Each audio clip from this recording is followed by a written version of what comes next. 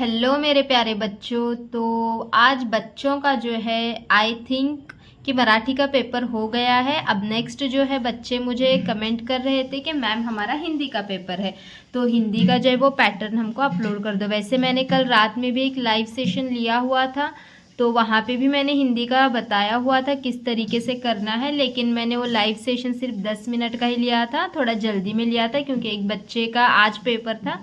इसीलिए उसने बोला था कि मैम ले लो, थोड़ा सा करा दो, तो इसीलिए मैंने वो सेशन लिया था। तो बच्चों अब मैं जो आपको यहाँ पे हिंदी का जो है 2026 में अभी प्रीलिम्स एग्ज़ाम आपकी जो चल रही है 40 मार्क्स का जो पेपर है वो किस तरीके से आएगा, और ग्रामर मैं जो बता रही हूँ वही होगा, वही क्वेश्चंस उसी तरीके के आपको क्वेश्चंस करने हैं।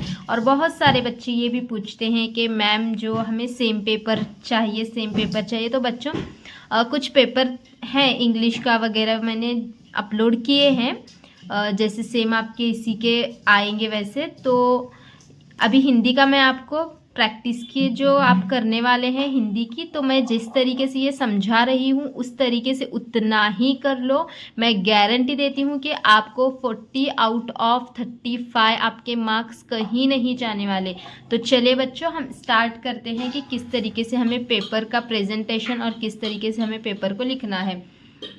तो देखिए बच्चों, सबसे पहले जो अभी बच्चे 10th में पढ़ रहे हैं 40 मार्क्स का जो आपका पेपर है, तो जो बच्चे इंग्लिश मीडियम उर्दू मीडियम में है उनका 40 मार्क्स का रहता है, मराठी मीडियम वालों को 80 मार्क्स का रहता है। तो यहाँ पे अब विभाग एक जो है गद्य 12 अंक के लिए होता है ये। तो यहाँ पे आपको पैराग्राफ दिया जाता है, तो पैराग्राफ को पढ़कर ही आपको यहाँ पे क्या करना होता है बच्चों, कंप्लीट करना होते हैं। सभी एक्टिविटीज़ आपको यहाँ पे कंप्लीट करनी होती है। तो यहाँ पे देखिए ये 6 मार्क्स के लिए है बच्चों। तो यहाँ पे इस तरीके से आपको पैराग्राफ दिया गया है, पैराग्राफ को आपको पढ़ना है देखिए, और पैराग्राफ को पढ़कर एक्टिविटीज़ को करनी है। और बच्चों मैं आपको बहुत बार बता चुकी हूँ कि 1 मार्क के लिए क्वेश्चन आएगा तो 2 लाइन्स लिखना पड़ेगा, 2 मार्क के लिए क्वेश्चन आएगा तो 4 लाइन्स लिखना पड़ेगा, और 3 मार्क्स के लिए क्वेश्चन आएगा तो 6 लाइन्स लिखना पड़ेगा। तो देखिए यहाँ पे पहले अब राजेंद्र बाबू के शरीर की विशेषता, तो यहाँ पे विशेषता शरीर कैसा था तो यहाँ पे उसकी विशेषता लिखना है। फिर लंब शरीर, फिर राजेंद्र बाबू की पोषक, ये यहाँ पे आपको कंप्लीट करना है। मतलब अब एक्टिविटीज़ आपको दूसरी बदल कर कोई भी आ सकती है। फिर उसके बाद देखो बच्चों समानार्थी शब्द, समानार्थी शब्द का मतलब क्या होता है, सिमिलर मीनिंग वर्ड्स, यानी कि बाल, बाल मतलब जो उसका सिमिलर वर्ड है आपको पैराग्राफ में से ढूंढ कर लिखना है। आँख, आँख का सिमिलर मीनिंग वर्ड। मुख यानी कि जो चेहरा होता है, मुख यानी कि चेहरा।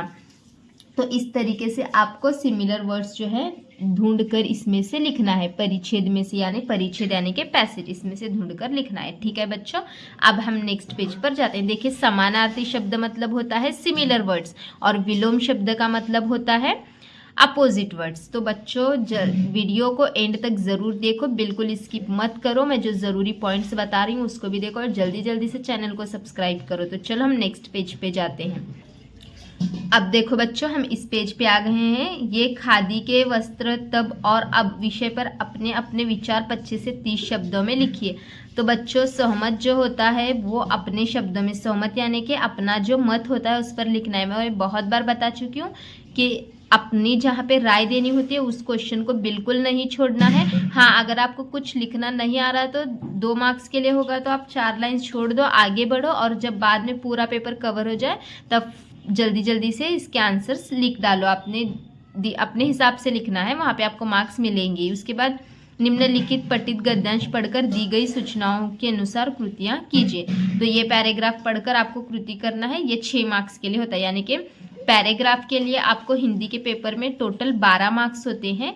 6 मार्क्स के 2 अलग पैराग्राफ होते हैं। एक पैराग्राफ 6 मार्क का, एक पैराग्राफ 6 मार्क का होता है।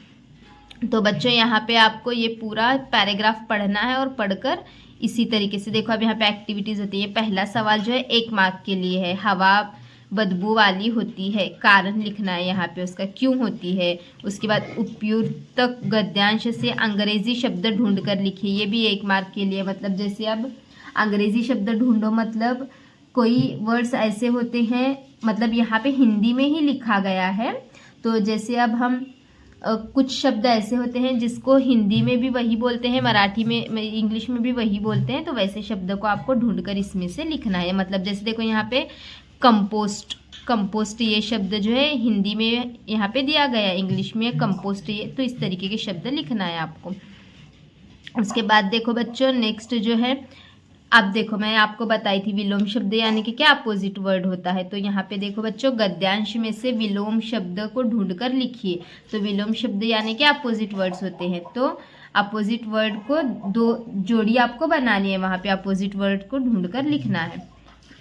ये सॉरी यहाँ पे ये वाला क्वेश्चन दिख रहा है ना बच्चों, गद्यांश से विलोम शब्द की जोड़ी ढूंढकर लिखे, जोड़ियाँ यहाँ पे लिखना है। जैसे कि अब मैं एग्जांपल बता रही हूँ, दिन, दिन का विलोम शब्द रात, तो दिन रात, सुबह शाम, इस तरीके से अपोजिट वर्ड्स लिखना है। उसके बाद बढ़ते हुए प्रदूषण को रोकने के उपाय विषय पर 15 से 30 शब्दों में अपने विचार लिखे। अपने विचार लिखना है, ये 2 मार्क्स के लिए 4 लाइन लिखो, कुछ भी लिखो आप उससे रिलेटेड, आपको वहाँ पे मार्क्स मिलेंगे। उसके बाद देखो ये हमारे 12 मार्क्स हो गए पैराग्राफ के लिए। उसके बाद देखो बच्चों विभाग 2 जो है वो पद्य का होता है और ये 8 मार्क्स के लिए होता है। तो यहाँ पे 2 कविताएं दी जाती हैं, दोनों को मिलकर आपको यहाँ पे 8 मार्क्स होते हैं। तो पहली कविता 4 मार्क्स के लिए, दूसरी कविता 4 मार्क्स के लिए होती है। तो बच्चों यहाँ पे ये 4 मार्क्स के लिए एक कविता है। नेक्स्ट पेज पे अब हम बढ़ते हैं। अब देखो बच्चों उसके बाद यहाँ पे कविता जो है, ये कविता आपको यहाँ पे पढ़नी है और पढ़कर उससे रिलेटेड एक्टिविटीज करनी है। ये 4 मार्क्स के लिए कविता है। तो यहाँ पे देखो पहला प्रश्न, कवि प्रभु को आंखों में बंद करना चाहते हैं, ये 2 मार्क्स के लिए है, तो इसका रीजन आपको यहाँ पे लिखना है। उसके बाद पद्यांश की अंतिम 2 पंक्तियों का सरस्वती अर्थ अपने शब्दों में आपको यहाँ पे लिखना है। तो बच्चों ये भी पर्सनल रिस्पॉन्स का क्वेश्चन है। मैंने आपको बताई हूँ कि आप कविता का आपको अर्थ नहीं समझता, बहुत सारे बच्चे ऐसे होते हैं कि हमें मैम कविता का अर्थ नहीं समझता, ऐसे बोलते हैं। तो बच्चों उसके लिए आपको क्या करना है, आपकी टेक्स्ट बुक के अंदर जितनी भी कविताएं हैं, कविता के ऊपर एक पैराग्राफ होता है 5 से 6 लाइन का, तो वो पैराग्राफ को पढ़ कर लो, आपको कविता पूरी समझ में आ जाएगी। और उसी का जो है आप यहाँ पे दिल से लिख सकते हो, कोई भी कविता का हो, ऊपर का पैराग्राफ पढ़ कर लो। ये एक ट्रिक है, क्योंकि मैं भी ऐसे ही करती थी जब मैं 10th में थी। पूरी कविता, कभी ऐसा होता है ना कि बच्चे जब स्कूल में पढ़ाते रहते हैं तो हम ध्यान नहीं देते, तो फिर आपको जो है उसके अंदर कविता के ऊपर जो है उसका थोड़ा सा शॉर्टकट में अर्थ दिया हुआ होता है पूरा, तो उसको पढ़ कर लो, हो जाएगा।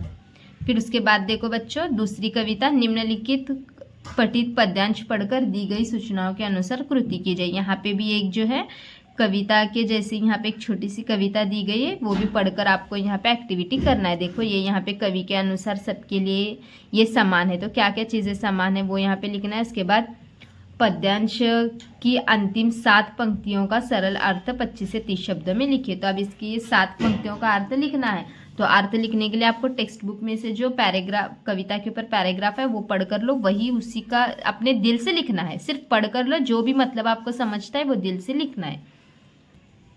अब देखो बच्चों नेक्स्ट यहाँ पे विभाग 3 भाषा, जो भाषा अध्ययन है ये 8 मार्क्स के लिए होता है। और बच्चों ये आपको करना ही करना है, मैं आपको यहाँ पे सिखाती हूँ आज किस तरीके से, इजी तरीके से आपको बताती हूँ किस तरीके से करना है। सूचनाओं के अनुसार कृत्या कीजिए।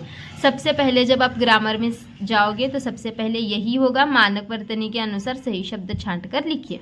तो यहाँ पे आपको शब्द दिए जाते हैं, 4 शब्द होते हैं, उसमें का एक सही शब्द लिखना है। और बच्चों किस तरीके से लिखना है, सवाल नंबर ये 1, इसमें का ये फर्स्ट डालना है, फिर अ करके डालना है, फिर उसका नीचे जवाब के लिए लाइन उत्तर करके लिखना है, फिर वहाँ पे जो जवाब आएगा सही शब्द जो है वो आपको यहाँ पे लिखना है। इसमें भी वैसे ही है, निर्मल यहाँ पे आपको दिया गया है, तो जो सही शब्द है उसे छांट कर लिखना है। और इसकी टेंशन मत लो आप, जितने भी ग्रामर के आने वाले जो सवालात हैं बच्चों बोर्ड एग्जाम से पहले मैं आपको दूंगी, ग्रामर में जितने इस तरीके के वर्ड्स में बताऊंगी उतने ही करना है, संधि भेद में भी जितना मैं बताऊंगी उतना ही आपको करना है, और जो वाक्य प्रचार का अर्थ होता है वो भी मैं जितना बताऊंगी उतना ही करना है। तो जल्दी जल्दी से चैनल को सब्सक्राइब करके रखो, क्योंकि बहुत जल्द आपके लिए वो वीडियोज़ आने वाली है।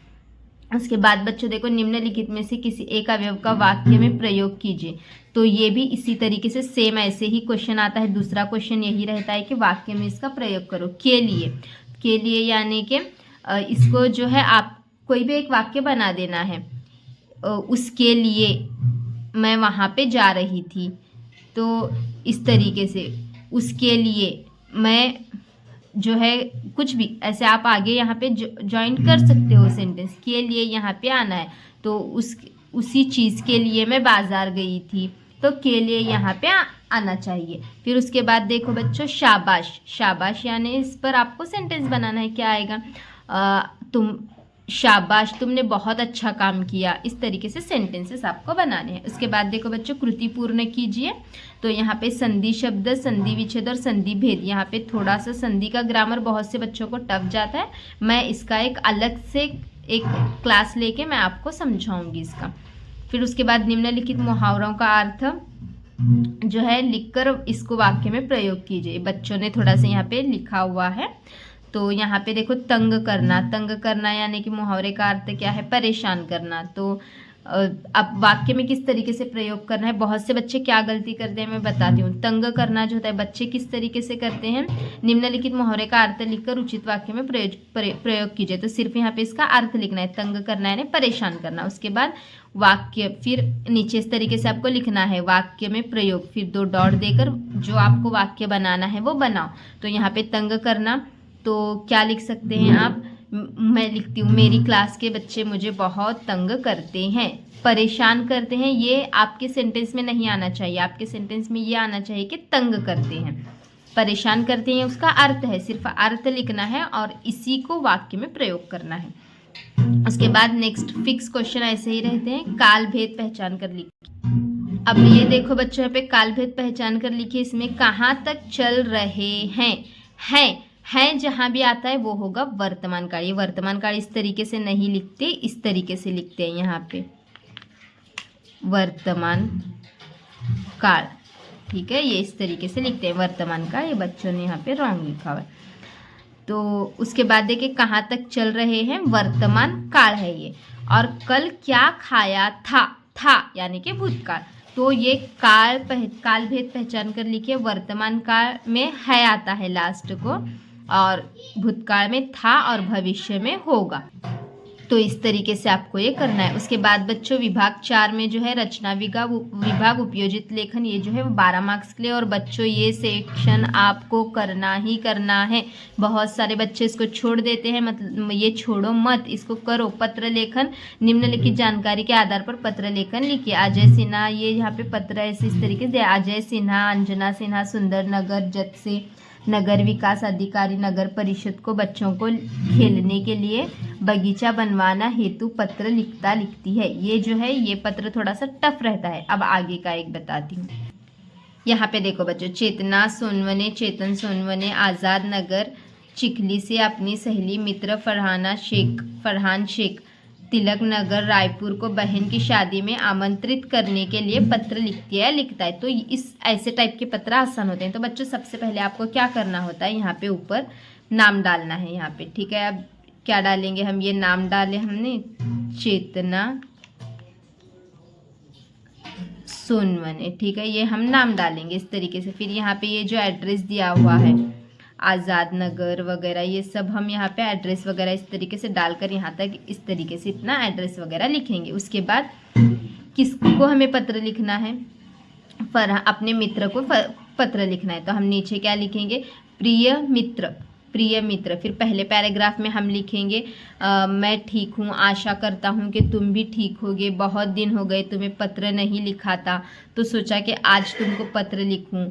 मैंने ये पत्र इस कारण लिखा है। तो इस तरीके से अपने दिल से कुछ भी लिख दो यार। अपने सहेली या दोस्त को लिख रहे हैं, मतलब कुछ भी आप उसका हाल हवाल पूछ लो पहले पैराग्राफ में। इतना लिखकर होने के बाद प्रिय मित्र या फिर मैत्रीण लिखकर, फिर उसके बाद प्रिय मित्र यानी कि आप फिर प्रिय दोस्त या प्रिय सहेली इस तरीके से लिखकर आप पहले पैराग्राफ में उसका हालचाल पूछना है आपको। फिर उसके बाद शादी के लिए आमंत्रित करना है, तो वो थोड़ा सा उसमें बोल दो। फिर लास्ट को बोलो कि लास्ट का एक पैराग्राफ क्या लिखना है? बड़ों को मेरा जो है बड़ों को जो है मेरा नमस्कार बोलो और छोटों को मेरा प्रेम दो।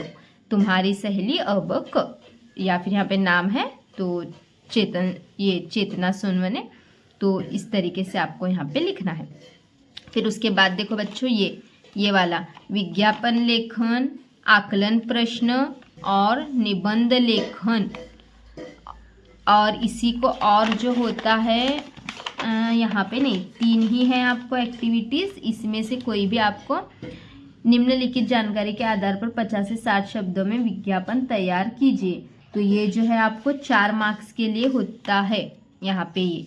तो विज्ञापन को अथवा प्रश्न निर्मिति है, तो मेरा ऐसा मानना है कि आप जो है कंपल्सरी ये प्रश्न ही तैयार करो, क्योंकि ये बहुत इजी होता है और टाइम भी इसमें कम लगता है। तो देखियो यही प्रश्न आपको इस पैराग्राफ से प्रश्न तैयार करो। और प्रश्न बच्चों अगर आप क्वेश्चन मार्क नहीं लगाओगे तो वहाँ पे आपको मार्क्स नहीं मिलेंगे। आपको सिर्फ क्या करना है, इस तरीके से नंबर 1 डालना है, प्रश्न लिखना है, क्वेश्चन मार्क देना, नंबर 2 प्रश्न लिखना है, क्वेश्चन मार्क, जवाब नहीं लिखना है वहाँ पे। तो देखिए बच्चों यहाँ पे मैं आपको बताती हूँ किस तरीके से 4 प्रश्न बनाने के लिए बोला गया है, लेकिन आप 5 से 6 बनाओ।